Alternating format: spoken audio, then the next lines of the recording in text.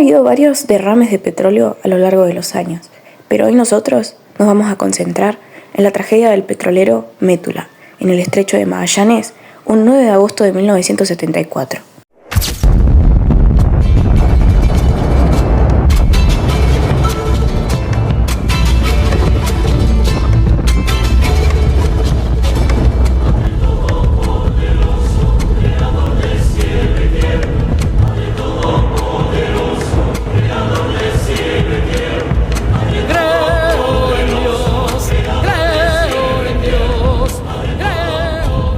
El buque petrolero holandés Métula, de 325,2 metros de eslora y 47,1 metros de manga, escalló en la noche del 9 de agosto de 1974 a las 10:15 horas en el sector más angosto del estrecho de Magallanes, causando un derrame de petróleo de 55.500 toneladas que contaminó el área de 2.560 kilómetros cuadrados. Este accidente se debió a un error en el gobierno de la nave, la que tomó una ruta alternativa, chocando con el barco rocoso de Punta Satélite, en el acceso poniente de la primera angostura del estrecho. Hablando más específicamente, esto ocurrió el 9 de agosto de 1974. El petrolero holandés Métula varó en el estrecho de Magallanes con 206.000 toneladas de combustible. Venía de Arabia Saudita y su destino era Quintero. Chocó con un barco de arena y vertió más de 52.000 toneladas de crudo, cifra que hizo que la agencia Millennium fuera incluida en la lista de los 30 derrames más nefastos del planeta. El fuerte viento hizo que el crudo llegara en horas a Punta Arenas. El Métula entró en el estrecho de Magallanes para evitar el temporal de Cabo de Hornos. En este tramo, del viaje obviamente, existían dificultades que requerían una mayor precaución, debido a la existencia de barcos de arena en el área. El accidente de Métula marcó un hito de legislación marítima, ya que incluso hasta entonces, navios extranjeros botaban excedente de petróleo en el puerto sin mayor problema. Uno de los testimonios de un periodista llamado Sergio Palma cuenta que el crudo afectó diversas poblaciones de gaviotas, pingüinos, algas, equinodermos y moluscos que tardaron decenas de años en su recuperación. La Armada evalúa los efectos en las playas de la isla de Tierra del Fuego. Perduraron hasta mediados de los años 90. El daño fue inmenso. En la época, Chile no era parte aún del Convenio de Responsabilidad Civil de 1969 y careció de un arma legal para obligar a los armadores a efectuar una limpieza e indemnizar. 3 remolcadores movieron al Métula y pudieron llevarlo a Brasil, donde fue desguazado. Sin que tuviera el renombre de Exxon Valdez, el superpetrolero Métula provocó una catástrofe ecológica similar y en algunos aspectos mayor por vertido de petróleo al mar. Lo cierto es que el derrame fue superior en volumen a la de su similar en el hemisferio norte, pero esta vez en territorio chileno-argentino. El Métula pertenecía a la empresa de petróleos Curacaosche Schepspart Mats, subsidiaria de la Shell, y había sido entregado en calidad de charteo por tiempo a la Shell Tankers BV de Rotterdam, y a su vez charteado por viaje, transportando una carga de 193.472 toneladas de crudo, unos 276.388 metros cúbicos o 1.738.293 barriles, desde Medio Oriente.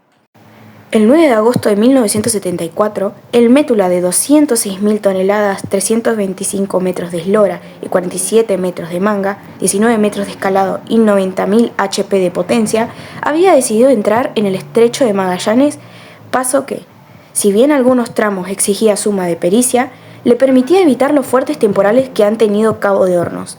A la vez, le acortaba el viaje y los costos desde Ras Ternura, en el Golfo Pérsico, hasta Bahía Quinteros, en Chile, donde debía entregar la carga.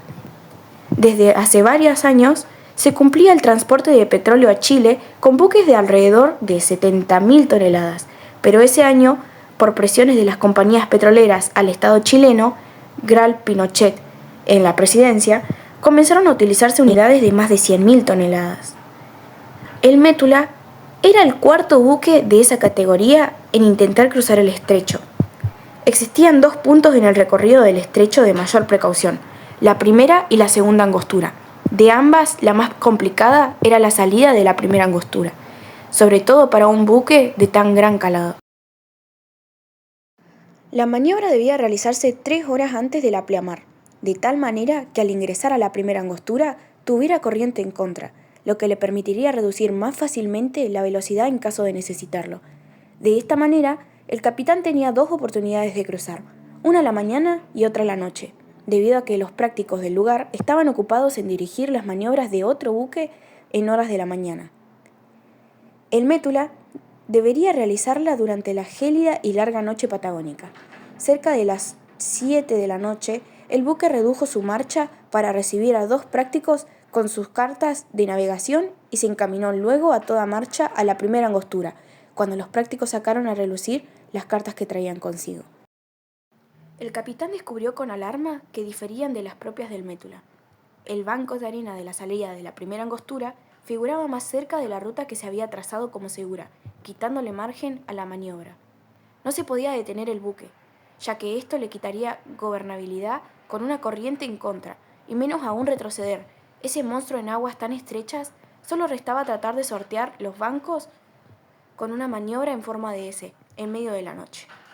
A pesar de toda la destreza puesta de manifiesto por el capitán, el buque quedó escallado con 80 metros de su proa en el banco satélite, a las 10:15 de ese 9 de agosto de 1974. Desde la oscuridad, iluminados con linternas, podían ver la tripulación como surgían borbotones de petróleo por uno de sus costados. Con eso se tuvo la certeza de la existencia de graves averías. Después de esperar un aplamiar que lo sacara de tal condición, llegó el 11 de agosto. Durante ese pleamar se unieron corriente y viento para girar el resto del casco, que terminó recostándose sobre el barco erizado de piedras. Se escuchó un gemido de la estructura y la sala de máquinas comenzó a inundarse. El buque estaba inservible. Para el 15 de agosto, las pérdidas se habían estimado en 20.000 toneladas. El 19 de agosto se produce una nueva avería en 4 tanques adicionales. Las pérdidas seguían aumentando, ahora a 28.000 toneladas. El buque petrolero argentina Arbella, que se encontraba en la zona para cumplir tareas de salvataje, tenía una capacidad de 19.000 toneladas, inferior a lo que ya el Métula había derramado. El jueves 29 de agosto, el Arbella logra, en una maniobra muy peligrosa, aproximarse al Métula, para comenzar el trasvase de petróleo que aún quedaba en él. La misión de Arbella era minimizar el impacto por las pérdidas y tratar de aligerar al Métula. En fin de sacarlo del banco en la arena que lo tenía prisionero, a esta altura las pérdidas superaban a las 40.000 toneladas. El petróleo recuperado por el Arbella se trasvasaba al buque noruego Wergeland, de 96.170 toneladas, fondeado en la bahía Felipe. Para el 25 de agosto, las pérdidas llegaban a superar las 53.500 toneladas. Las tareas de aligerar carga del Métula eran muy lentas debido a las condiciones climáticas, y el Arbella recuperaba alrededor de 13.000 toneladas por viaje, debiendo esperar, en algunos casos, hasta 5 días para encontrar mareas y climas favorables que le permitieran realizar otro atraque. Se lograron recuperar del Métula 50.000 toneladas en 4 trasvases hasta el 13 de septiembre, algo menos de lo que había derramado. El miércoles 25 de septiembre de 1974, los remolcadores Zwarte Zee, North Sea y el Smith Salvor, con una potencia total de 23.500 HP, a las 2:35 horas en medio de un vendaval, logran mover al Métula y dejarlo fondeado en lugar seguro 10 millas de ahí. En estas condiciones sería mucho más seguro y rápido poder trasvasar el resto del petróleo. De ahí, el Métula fue remolcado a Río de Janeiro, donde encontró su final al terminar desguazado. Los estudios realizados hasta el 6 de septiembre de ese año indicaron que el petróleo que dejó el Métula fue extendido rápidamente por las corrientes y por la propia gravedad después de la descarga. Se informó que para el 20 de agosto, unos 2.560 kilómetros cuadrados estaban con petróleo entre la bahía Felipe y en este de la boca del estrecho, llegando a las costas argentinas. En el reporte final, CGD 5475, realizado por el Departamento de Transportación de los Estados Unidos de la Costa Guardia, explica que el estrecho de Magallanes es conocido por sus fuertes vientos, principalmente del sudoeste, y ellos provocaron que rápidamente el petróleo terminara en las costas. Los vientos de agosto provocaron que gran parte del petróleo que no se volatilizó o fuera absorbido por el mar se dirigió hacia la orilla norte de la isla de Tierra del Fuego, mientras que en el mes de septiembre vientos fuertes del sudoeste arrastraron parte del petróleo hasta la punta Posesión y punta Dungeness. Luego, Otra parte terminaría en la Punta Catalina.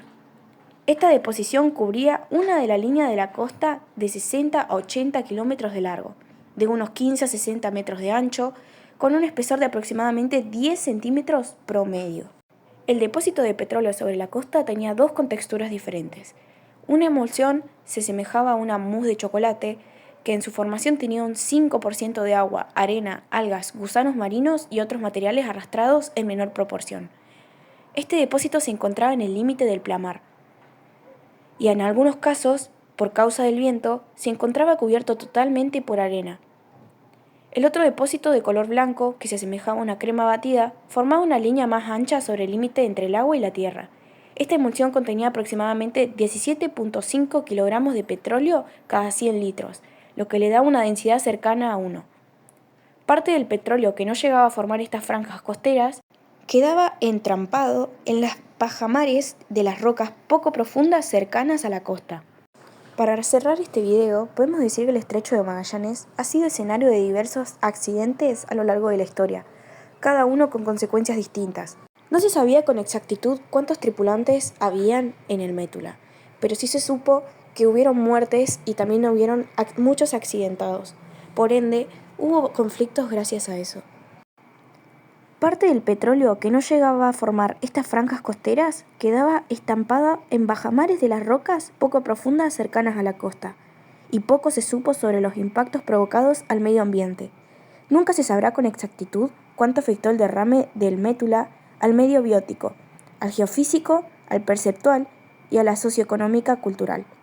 Pero lo que sí se sabe es que esta catástrofe tuvo un impacto muy severo al ambiente. Hoy se cumple 51 años después de esta tragedia y hoy en día sigue siendo recordada. Espero que les haya gustado mucho el video.